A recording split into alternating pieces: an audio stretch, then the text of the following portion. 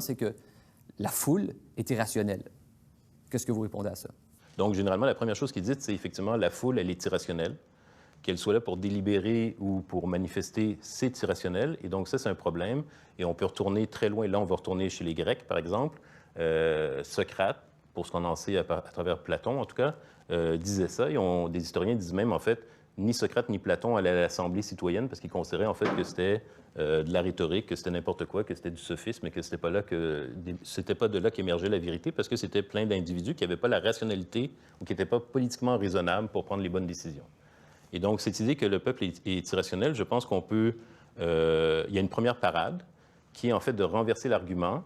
Et là, je vais voir, par exemple, chez Machiavel, dans ses écrits républicains ou chez des anarchistes comme Kropotkin, par exemple, qui disent peut-être que le peuple est irrationnel, mais en tout cas, si l'irrationalité en politique est un problème, je ne pense pas que d'avoir des chefs, ça nous évite de faire face à l'irrationalité en politique, parce que Machiavel dit, par exemple, les vices et les défauts du peuple, on les retrouve très souvent et de manière même plus accentuée chez le prince, chez celui qui nous gouverne.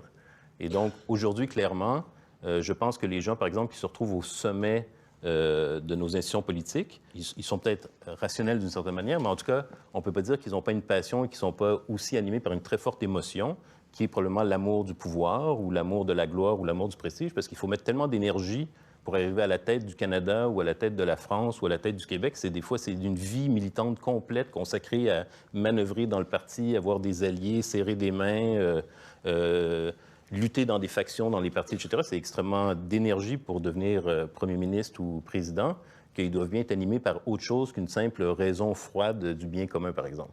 Et c'est ce qu'on appelle en français la soif du pouvoir. En plus de